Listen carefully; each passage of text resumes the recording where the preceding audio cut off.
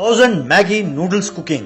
रमेश और सुरेश नाम के दो जुड़वा रहते थे। उन्होंने सोचा कि अपने जन्मदिन को एक अलग तरीके से मनाया जाए। वे दोनों पास वाले मुन्ना की दुकान पर गए और यार मुन्ना, हम दोनों सोच रहे हैं कि इस बार हमारा जन्मदिन अलग तरीके से मनाया जाए। हम सोच रहे हैं कि 1000 मैगी नूडल्स बनाकर पास वाले ओल्ड एज होम में बुजुर्गों में बांटा जाए। तो क्या तुम्हारे पास 1000 मैगी नूडल पैकेट्स हैं?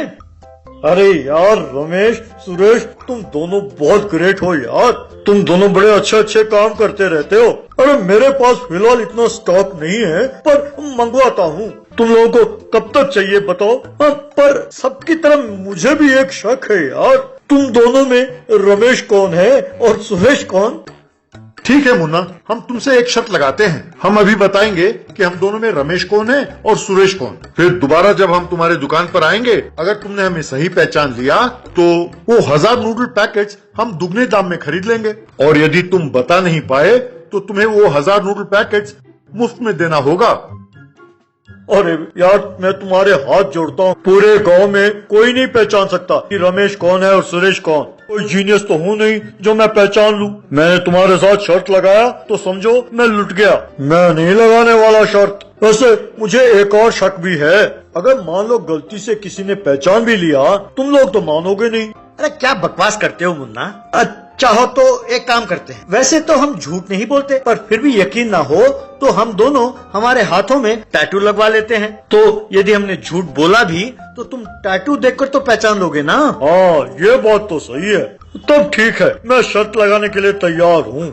ये सब सुनते हुए मुन्ना की पत्नी चित्रा, क्यों जी, क्या ये सब जरूरत है तुम्हें? अगर हार गए तो 1000 पैकेट के पैसों के चपत लग जाएगी, यानी 10,000 रुपए। शर्त लगाने से पहले सोच लो ध्यान से, घर और दुकान बेच न डालना, कहकर उसे चेतावनी दिया। तब मुन्ना, इसमें स्पोर्ट्समैन स्पिरिट बिल्कुल नहीं है यार। मैं कोई जुआ खेल रहा हूँ क्या? बस जरा सा शर्त लगा बैठा। शर्त लगाने के लिए ये दुकान तुमने अपने पैसे से नहीं बनाया, ये सब मैं दहेज में लेके आई थी, यानी पैसे मेरे हैं। तुम सिर्फ यहाँ पर कर्मचारी हो। हार गए तो तुम्हें जो हर महीना 10,000 रुपए देती हूँ पॉकेट मनी, वो काट लूंगी, सोच लो। अरे बाप रे, ये तो मेरे जेब खर्चे पर ही हाथ मार रही है यार। और ठीक है, अब मान लो वो शर्त में जीत गया और 20,000 रुपए ले आया, तब तुम मुझे क्या दोगी? वो सारा पैसा तुम्हें ही दे दूंगी, इस महीने ऐश कर लेना। तब उछलता हुआ मुन्ना, अरे वाह, ये बढ़िया है, इसे कहते हैं शर्त। भाई रमेश, सुरेश, चलो टैटू शॉप चलते हैं। तुम दोनों के हाथ में टैटू लगवाता हूँ, उसके बाद तुम दोनों फुल शर्ट पहन लेना। मैं पहचान लूंगा कि तुम्हें सुरेश कौन है और रमेश कौन। फिर तुम अपना कमीज खोलकर अपना अपना टैटूज दिखा देना। मैं जीत गया तो दुगना पैसा देना, और यदि मैं हार गया तो मैं मुफ्त में 1000 नूडल पैकेट्स दे दूंगा। कहकर उन दोनों को टैटू शॉप ले गया।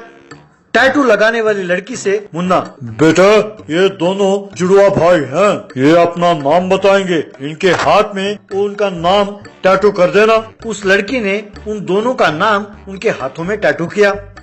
जब वो बाहर आए, मुन्ना ने उनके हाथों को देखा और, हाँ, तुम रमेश हो और तुम सुरेश। वैसे इन दोनों को पहचानूंगा कैसे? दोनों के बाल एक जैसे हैं, दोनों का चेहरा भी गोल है। अगर दोनों में एक मोटा और एक पतला होता तो पहचानने में आसानी होती, पर दोनों एक जैसे हैं तो इन्हें पहचानूंगा कैसे? यार कुछ क्लू तो दो, कहकर उनसे ही पूछा। अरे मुन्ना, जब हम शर्त लगा रहे हैं तो तुमने सोच कैसे लिया कि हम तुम्हें क्लू देंगे? अगर क्लू दिया तो हार जाएंगे ना। भाई शर्त तो शर्त है, हम तुम्हें कोई क्लू नहीं देंगे, पर तुम ही किसी तरह कोई निशानी देख लेना और हमें पहचान लेना। और ठीक है, कल तुम लोग आ जाना, मैं 1000 नूडल पैकेट्स लेकर रखता हूँ तैयार, कहकर उन्हें भेज दिया। दुकान जाकर मुन्ना, इन दोनों में कौन रमेश है कौन सुरेश पहचानना मुश्किल है, पर होशियारी से काम लेना होगा। यूँ सोचकर उसने एक प्लान बनाया। मुन्ना ने अपने दुकान में एक लड़की को सेल्स गर्ल नियुक्त किया। ये देखकर चित्रा, क्यों हुजूर, लगता है अकेले काम करना मुश्किल हो रहा है, इसीलिए सेल्स गर्ल अपॉइंट किया है आपने? या फिर ये सोचकर कि अकेले बोर होते हैं दुकान में, एंटरटेनमेंट के लिए सेल्स गर्ल रखा है क्या? अरे तुम तो यूं ही शक करती रहती हो। उस रमेश और सुरेश में कौन कौन है ये पहचानना मुश्किल है ना। जैसे ही वो आएंगे ये लड़की उन्हें हैप्पी बर्थडे कहेगी और आई लव यू भी कहेगी। जब लड़की आई लव यू कहे तो उसके सामने ये बता देंगे ना कि कौन रमेश है और कौन सुरेश। ये सब मैं चुपके से देखूंगा और कौन रमेश है कौन सुरेश है झट से पहचान लूंगा। एकदम बकवास आइडिया है तुम्हारा। लगता है 10,000 मेरे हैं। यूं बात कर ही रही थी कि रमेश और सुरेश को दुकान पर आते हुए देखकर मुन्ना, अरे सुनो, मैं जाकर उस रैक के पीछे छिपता हूँ। अरे सेल्स गर्ल, तुम अपना टैलेंट दिखाना, कहकर जाकर छिप गया। रमेश और सुरेश वहाँ आए और चित्रा से, क्यों चित्रा जी, कहाँ है आपके पति परमेश्वर? वो तो कह रहे थे कि हमें झट से पहचान लेंगे कि रमेश कौन है और सुरेश कौन। कहीं डर के मारे भाग तो नहीं गए? अरे नहीं नहीं, वो तो काफी जोश में है। वो आप दोनों को पहचानने के लिए काफी दो पेच लगा रहे हैं। वो तो ठीक है, पहले आप दोनों जाकर उस सेल्स गर्ल से आपके 1000 नूडल्स पैकेट ले लीजिए। वे दोनों उस लड़की के पास गए। उन्हें देखकर सेल्स गर्ल, हाय, सुना है आज आप दोनों का बर्थडे है। Happy birthday to both of you. पर आप दोनों में से मैं एक से प्यार करती हूँ। I love you Ramesh. तब रमेश अपने मन में, अरे ये क्या, ये लड़की मुझे आई लव यू क्यों कह रही है? वो तो ठीक है, पर क्या तुम जानती हो कि हम दोनों में रमेश कौन है? क्यों नहीं जानती, तुम ही हो।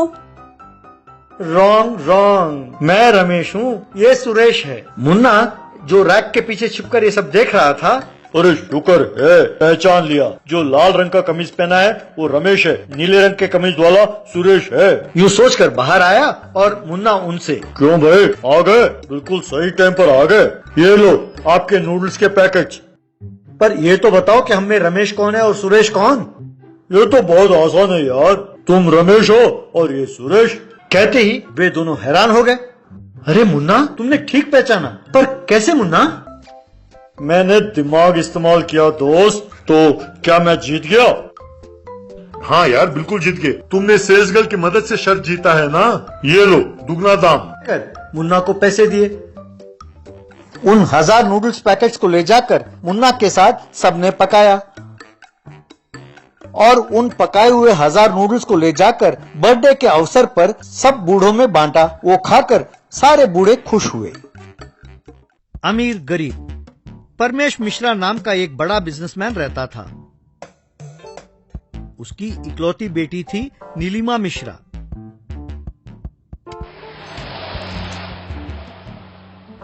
नीलिमा को उन लोगों पर बहुत गुस्सा आता था जो औरतों की अवहेलना करते थे या झूठ बोलते थे। एक बार परमेश मिश्रा ने विनय नाम के एक युवक को इंटरव्यू किया। वो विनय की सूझबूझ से काफी प्रभावित हुआ।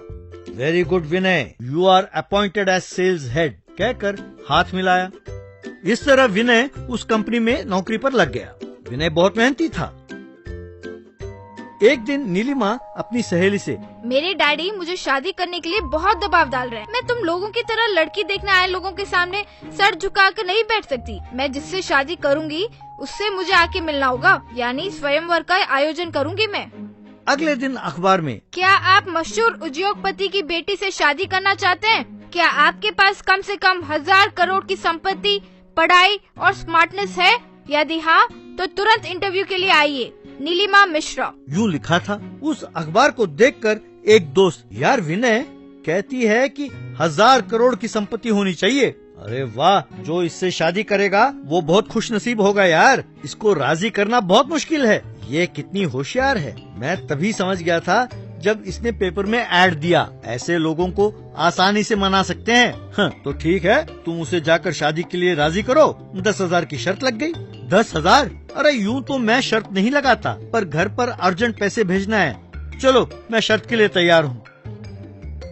उसके बाद वो सूट पहनकर बड़े ठाठ से नीलिमा के पास गया। Please come, have a seat. आप इंटरव्यू के लिए आए हैं ना? अरे इंटरव्यू नहीं तो क्या मैं फिल्म देखने आया हूँ? What a silly question. लगता है कि आपका IQ लेवल बहुत कम है। ओह आई एम सॉरी, आप क्या करते हैं? एक और सिली क्वेश्चन, अगर आप ये पूछते कि आप क्या नहीं करते तो अच्छा होता। टेक्सटाइल बिजनेस से लेकर टीवी मैन्युफैक्चरिंग तक, फार्मास्यूटिकल्स, सॉफ्टवेयर, रियल एस्टेट, यूँ और कई बिजनेस हैं। स्टेट्स में टेक्सटाइल्स, जापान में इलेक्ट्रॉनिक्स, इंग्लैंड में एक्सपोर्ट्स, स्विट्जरलैंड में software business. Oh, I am sorry, यूँ बोलता ही गया तो आपका सारा टाइम वेस्ट हो जाएगा। By the way, I am Vinay. जल्दी इंटरव्यू करें, मुझे सिंगापुर जाना है। उसकी बातों से नीलिमा बहुत इम्प्रेस हुई। आप कौन कौन सी भाषाएं जानते हैं? नहीं, भाषाएं जानता हूँ। अरे मुझे लगता है कि आप हिंदी और अंग्रेजी के अलावा कोई भाषा नहीं जानती। Am I correct? मुझे Japanese, Korean, Thai, Latin, French, Arabic, Russian, यूं तकरीबन 30 भाषाएं बोलना और लिखना जानता हूँ। काशी खुशी खुशी खो, शीशा खुखुश कोशिशे। ये क्या? इसका क्या मतलब है? ये स्वाहिली भाषा है। इसका मतलब है आप बहुत सुंदर हो। ये बात सुनकर वो पिघल गई। वाव, आप बहुत अच्छा बोलते हैं, पर जब तक हम 2-4 बार और न मिल लें, एक दूसरे को समझना मुश्किल है। तभी मैं कोई निर्णय ले सकूंगी। कल शाम को पार्क में मिले। यानी मेरा 10,000 गया? 10,000 क्या? वो 10,000 नहीं, 10,000 करोड़ की डील के बारे में सोच रहा था। ठीक है, कल हम पार्क में मिलते हैं। अगले दिन शाम को एक महंगी कार सड़क पर आ रही थी तो विनय जानबूझकर उसके सामने गिरा। कार का मालिक हड़बड़ाकर विनय को उठाया और उसे कार में बिठाया। सॉरी सर, पानी पिएंगे? कौन सा अस्पताल जाना है बताइए? कितना मर्जी खर्च हो, कोई बात नहीं। अरे अस्पताल की जरूरत नहीं है सर, थोड़ी चोट लगी है, जरा उस पार्क के पास उतार दीजिए प्लीज।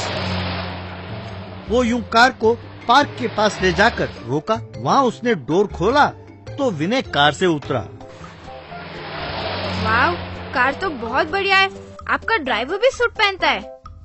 मेरे पास काम करने वालों को सूट पहनना होता है, वरना मैं उन्हें नौकरी पर नहीं रखता। ये कार सबसे सस्ता है, इसकी कीमत केवल 5 करोड़ है। ड्राइवर ने मांगा तो मैंने उसे दे दिया। हर रोज कोई ना कोई आकर कार दान करने के लिए कहता रहता है। अब अपने पास काम करने वालों का ख्याल तो रखना ही पड़ता है ना। ये सुनकर नीलिमा ने फैसला कर लिया कि इसी से शादी करेगी। उसने तुरंत आप मेरे साथ फौरन आइए प्लीज कहकर उसे अपने साथ ले गई।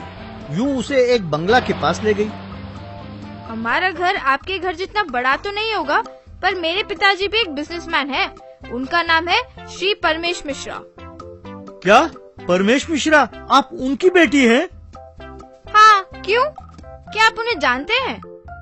वो देखिए, बातों बातों में डैडी आ गए। डैडी, दिस इज विनय।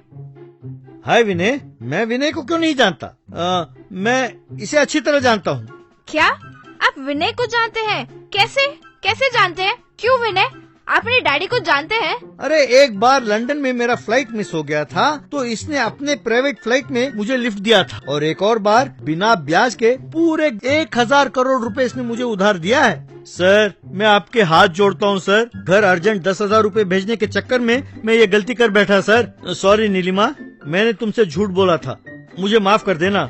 नीलिमा बेटे, विनय अपने कंपनी में ही काम करता है, बहुत अच्छा लड़का है, मेहनती है, जिंदगी में आगे बढ़ने के सारे लक्षण हैं उसके पास। उसके पास पैसे नहीं हैं, पर हमारी कंपनी को 10 गुना बढ़ाने के सारी सूझबूझ उसके पास हैं। तुम्हें एतराज ना हो तो उससे शादी कर लो बेटा। नीलिमा मान गई तो शादी बड़ी धूमधाम से हुई।